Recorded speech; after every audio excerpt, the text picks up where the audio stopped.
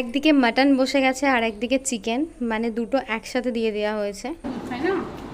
এখন থেকে অর্ধেকটা তুলে নে। এই হচ্ছে আমার বান্ধবীর মেয়ে, তাহলে ভাবা যায় কি এটা মোটু আর পাতলু কি জড়ি বন্ধ করে দিয়েছে। গুড মর্নিং, কেমন আছো সবাই? আমি তো একদমই মনটা ভীষণই খারাপ। তোমরা জানো বহরমপুরে আসার পর থেকে একটাই মাত্র আমার বেস্ট বেস্ট বেস্ট ফ্রেন্ড, মানে ও আমাকে এত ভালোবাসে, বুঝিয়ে মানে আমি বলে বোঝাতে পারবো না। আমি মনে হয় ওকে অতটা ভালোবাসি না যতটা ও আমাকে ভালোবাসে। তো ওর সাথে এখন আর আমার কোনো সম্পর্ক নেই, রিলেশন নেই। তো সেই কারণেই ওদের বাড়িতে যাব আজকে। তো কি হয়েছে না হয়েছে সেটা ডিটেলসে তোমাদেরকে ভিডিওতে বলবো। আগে চলো একটু ব্রেকফাস্ট বানাই, খেয়ে দিয়ে নিই, তারপরে পুরো ওদের বাড়ির ব্লগটাও দেখাবো, প্লাস কি হয়েছে সেটাও বলবো। যে পরিমাণে গরম পড়েছে তাতে আমার তো মানে তোমার পার্সেল চলে এসেছে। ওরে বাপ রে, এর মধ্যে আবার খোলাও হয়ে গেছে।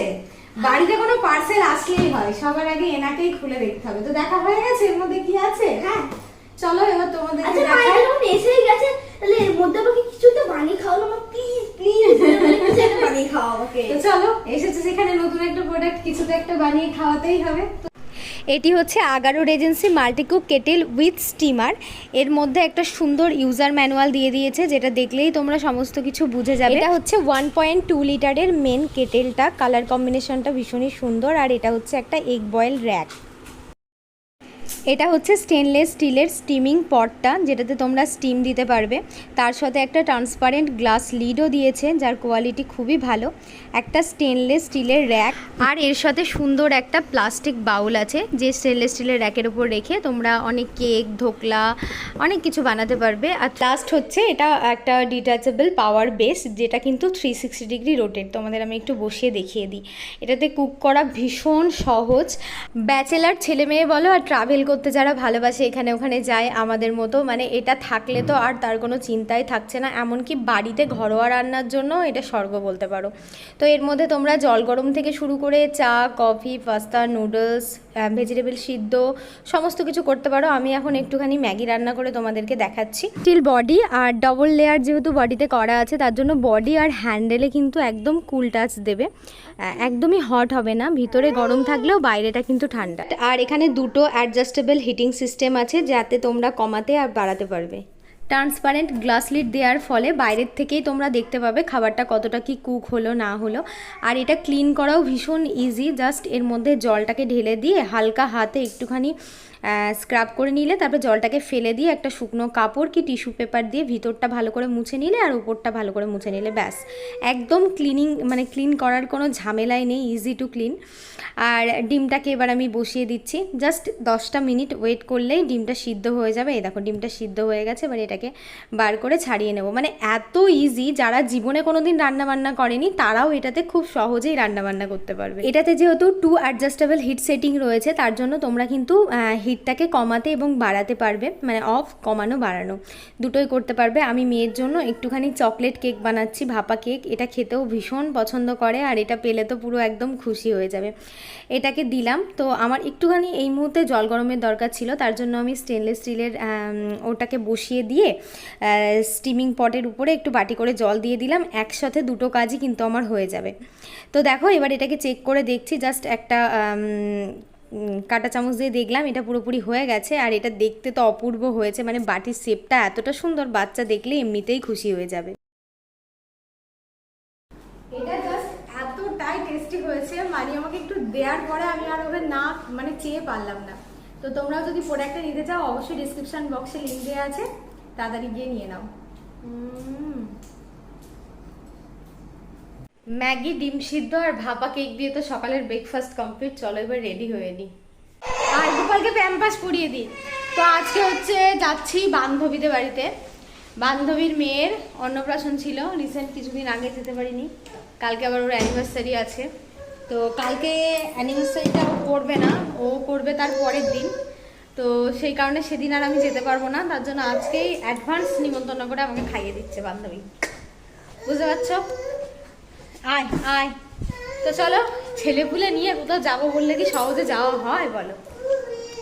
ওরে বাবরে, আজকে যা গরম, মানে ঘরের মধ্যে ছিলাম। আমি সত্যি কথা বলছি, এই সাইডে আয়, এই সাইডে আয়। গাইস আমি সত্যি কথা একটা বলছি, আমি ঘরের ভিতরে ছিলাম, ঘরের ভিতরে তো মনে হচ্ছে ঠান্ডা, আর মা বলছিল যে ঘরের ভিতর থেকে বেরিয়ে বারান্দায় আরো ঠান্ডা। আমি দেখছি বাইরে আরো ঠান্ডা, আমি ভাবছি এত গরম ঘর, তাই এবার বাইরে বেরিয়েছি, বলছে আরো মানে তাওয়া, মনে হচ্ছে তাওয়া এটাকে মানে হয় না রুটি শেখার ওগুলো মনে হচ্ছে ওগুলোর উপরে বসে আছি। বাপরে কি গরম। মিনি ফ্যান নিয়েছি রাস্তাতে, একটু একটু হাওয়া খাবা, এটা খাবো একটু হাওয়া খাবো। তো যাই হোক, একটা টুকটুকি পেয়ে গেছি আর উঠেও পড়েছি। এবার বলি তোমাদেরকে ঘটনাটা কি হয়েছিল। তো ওর মেয়ের অন্নপ্রাশনটা হঠাৎ করেই ঠিক হয়, আগে থেকেই একটা ডেট ঠিক করে রেখেছিল, যেটা আমি অনেক দিন আগে থেকেই জানি, কিন্তু হঠাৎ করে একজন মারা যাওয়াতে সেই ডেটটা পিছিয়ে যায়, মানে হয় না সেই ডেটে। তো আগের দিন ও জানায় যে পরের দিন ওর মেয়ের অন্নপ্রাশন, আমাকে আসতেই হবে, কিন্তু হঠাৎ করে আমার হিয়ারিংয়ের ডেট পড়ে যায়, আর এমন দিনেই ডেটটা পড়ে যে আমাকে হিয়ারিংটা করতেই হবে, কিচ্ছু করার নেই। তো সেই কারণে আমি যেতে পারিনি, আর ওর ভীষণ রাগ হয়েছিল, তার জন্য ও আমার সাথে 10 দিন আমার ফোন রিসিভ করেনি, আমার সাথে কথা বলেনি। তারপরে হঠাৎ করে দেখি একদিন ও আমাদের বাড়িতে চলে এসছে, আমি ঘুমাচ্ছি, বরকে নিয়ে আমাদের বাড়িতে চলে এসছে। তো যাই হোক, এখন আর মনে কিন্তু কোনো রাগ নেই। যাই হোক, 10 দিন আমার মানে মনে রাগটা পুষে রেখেছিল। তো আবার কি হয়েছে, ওর অ্যানিভার্সারির পার্টিটা সেলিব্রেট করবে বুধবারের দিনকে, কিন্তু সেদিন আমার আবার প্রবলেম, মানে ওর যেদিনই ডেট হয় আমার সেদিনই প্রবলেম। তো তার জন্য আমি বললাম যে ঠিক আছে, তাহলে ও বললো তাহলে তুই আগের দিনই চলে আয়। মানে অ্যাকচুয়ালি এটা অ্যানিভার্সারির আবার শুক্রবারের দিন নাকি আবার আমাকে যেতে হবে, সেটা নাকি মেয়ের অন্নপ্রাশনের খাওয়া দাওয়া। তো এই গরমের মধ্যে সত্যি কথা বলতে কোথাও যাওয়া ভীষণই কষ্টকর ব্যাপার। আমার মেয়ে তো ভীষণই মানে ঘুরতে ভালোবাসে, তারপরেও রোদে গরমে রেগে যাচ্ছে। তো এই যে চলে এসেছি। তো চলো, ওরা যেহেতু সেকেন্ড ফ্লোরে থাকে আর আমার একটু সিঁড়ি দিয়ে যেতেই ভালো লাগে, তো মেয়ে বললো মা চলো একবারে চলে আসো। তো এই যে চলে এসেছি। তো চলো, ত্রিধা যে কখন ভিডিওটা করেছে আমি দেখিও নি, ওখানে নিচে একটা দিদিভাইয়ের সাথে কথা বলছিলাম আর ও এদিকে ভিডিওটা শুরু করে দিয়েছে। তো যাই দেখি, মোটামুটি অনেকটা দেরি, খুব একটা দেরি হয়নি, তো চলে এসেছি ঠিকঠাক টাইম মতোই, 10টা 10:30টার মধ্যেই আর কি ঢুকে গেছি। তো এখানে যে রিয়েল ভয়েসটা ছিল সেটা এতটা ইন্টারেস্টিং, কিন্তু আমি ভয়েসটা দিতে পারলাম না। ও আলুকা চালু বেটা শুনছিল, বলা যায় না, বাই চান্স যদি কপিরাইট চলে আসে ভিডিওতে। মানে ভাবো, ও স্টিল একভাবে ফোনটা নিয়ে দেখছে, এখন আমরা এসেছি বলে আমাদেরকে দেখছে ফোনটাকে সরিয়ে দিয়ে, মানে এত সুন্দরভাবে দু হাত দিয়ে ফোনটাকে ধরেছে। আমার মনে হয় আমার পক্ষেও এরকমভাবে দু হাত দিয়ে ফোন দেখা সম্ভব না। আমার ছেলে কেন জানি না ফোন হাতে দিলেই ছুঁড়ে ফেলে দেয়, না কোনো ভিডিও দেখে। আর ও যতই কান্নাকাটি করুক, যাই করুক না কেন, ওকে যদি আলুকা চালু বেটা চালিয়ে দেওয়া হয় তাহলে আর কোনো কান্নাকাটি নেই। এখনকার বাচ্চারা কত স্মার্ট, মানে অ্যাডভান্স, বুঝতে পারছো? কি এটা মোটু আর পাতলু কি জড়ি বন্ধ করে দিয়েছে। ওই তো আমার ছেলে হাত দিয়ে দিয়ে দেখ কি দেখাচ্ছে। এই উড়ি বাবারে, ওরে বাবারে, ওরে বাবারে। বান্ধবী ফর্সা, বন্ধু কালো, বান্ধবী পাতলু, বন্ধু মোটলু, দুই বন্ধু বান্ধবী জড়ি দুই রকম। দাও দাও দাও, আসো আসো আমার। তো চলো এবার রান্নাবান্নার দিকটা দেখি। দেখো এখানে হচ্ছে ভাত আর মোটামুটি রান্না চলো এক প্রকার কমপ্লিট হয়েই গেল। একদিকে মাটন আর একদিকে চিকেনটা হচ্ছে। ত্রিধারা যেহেতু চিকেন খায় না, ত্রিধা মাটন খায় না, ওই জন্য আর কি চিকেনটা করছে। তো ওর মেয়ে কালকে রাতে ভীষণ কেঁদেছে, মানে ঘুমায়নি, একটু নজর লাগা মতো হয়ে গেছিলো, তার জন্য আর কি সারা রাত ঘুম না হলে শরীরটা কেমন ক্লান্ত লাগে। তো এখানে এসে দুজন মিলে দেখো হাতে পাতে করে নিলাম, মানে আমাদের দুজনের অবস্থায় মানে বেহায় আর কি যাকে বলে। তো দুপুরের মেনুতে হয়েছে ডাল, আলু পটল চিংড়ি, পটল ভাজা, বেগুন ভাজা, লাল শাক ভাজা, চাটনি। তো এতগুলো রান্না একটু একটু করে করতে তো টাইম লাগবেই, আর আমি বলছি এত হুটোপাটা করে মানে করারই বা কী দরকার, যে কিছুই করার দরকার ছিল না, তবুও একটু একটু করে জোগাড়জান্তিগুলো করছিল। তারপরে আসলাম, দুজন মিলে হাতে পাতে রান্নাটা করে নিলাম। তো মাটনটা আর চিকেনটা, যাই হোক এখন ওর মেয়ে একটু কাঁদছে, আমি এটার পুরোপুরি এখন দায়িত্বে আছি, খাওয়া ধোয়া মাজা সব কিছু কমপ্লিট করে দিয়ে তারপরেই বাড়ি যাব। কারণ এই অবস্থাতে ওর মেয়ে যে পরিমাণ কাঁদছে, মানে সেই পরিমাণে আমার মনে হয় না ওকে ফেলে থুয়ে গেলে বেচারি একদম কষ্টে মরে যাবে। তো এখন লিচু ছাড়িয়ে নিয়ে বসেছি। তো আমাদের একজন চেনা জানার মধ্যে ছিল, যে পরিমাণে ও কাঁদছে ওকে দেখে কোথাও গিয়ে আমার মনে হলো যেন ওর একটু নজর লেগেছে। তো আমি একটা দিদিকে ফোন করে বললাম, তো সে ঝাড়িয়ে দিল, আর ঝাড়িয়ে দেওয়ার 10 মিনিটের মধ্যে বললে বিশ্বাস করবে না, ম্যাজিকের মতো মেয়ে ঘুমিয়ে গেল। প্রায় 1 ঘন্টা ধরে এখন ঘুমাচ্ছে। প্রথমে দেখো পুচকেগুলোকে খেতে দিয়ে দিয়েছে, কারণ ওদের খেতে অনেকটা টাইম লাগে। আমার মেয়ে সচরাচর খাওয়ার সময় একটু ফোনটা মাঝে মধ্যে নেয়, আমি যদি না দিই তাহলে নেয় না। ওরে মারে মা, এ কি রে, এ কি হয়েছে বাটিটায়? আর দিতে হবে না, আর নেবো না, আর নেবো না, আর নেবো না, আর নেবো না, নেবো না, কিচ্ছু নেবো না, আর নেবো না। 30 টাকা করে, আমাদের ওখানে 35 টাকা করে চিংড়ি। এখানে চিংড়িটা তুই অনেক ভাত দিয়ে দিয়েছিস রিঙ্কি, একদম সেই গাদা, এক গাদা ভাত দিয়ে দিয়েছিস। আবার দিলি বল তুই এর উপরে? মিথ্যে কথা বলবি নে, দেখেছিস একটু থালের ভাত, এই জন্য আমি নিজের বেলায় দেখ কয় কটা নিয়েছিস। মাংস তোল, এত মাংস খাবো না, একটু হবে। মাংস তোল, অত মাংস খাবো না। না একটু নে, অত মাংস আমি খাবো না।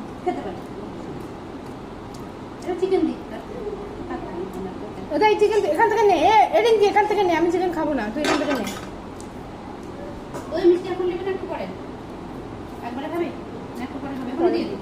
পরে পরে পরে আমি ভাতের সাথে খাবো না।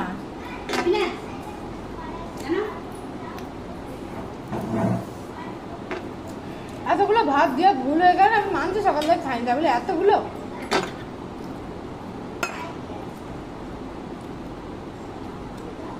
আমার অর্ধেক ভাত ও নিয়েছে, মানে ও নিক্ষা দিয়ে, আর আমি মানে সেই হাঙর একদম ভালো, আমি রান্না করে খেতে পারি, নষ্ট হবে।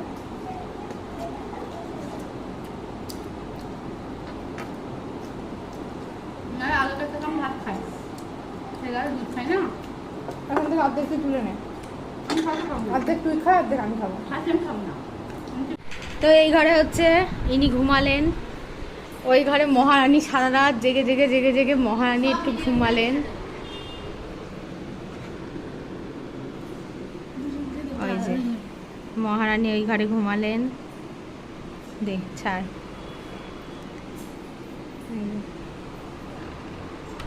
ব্যাস খাওয়া দাওয়া এই যে সব একদম পরিষ্কার হয়ে গেছে, আর চিন্তা ভাবনা কিছু নেই। খাবারগুলো ঢাক রে।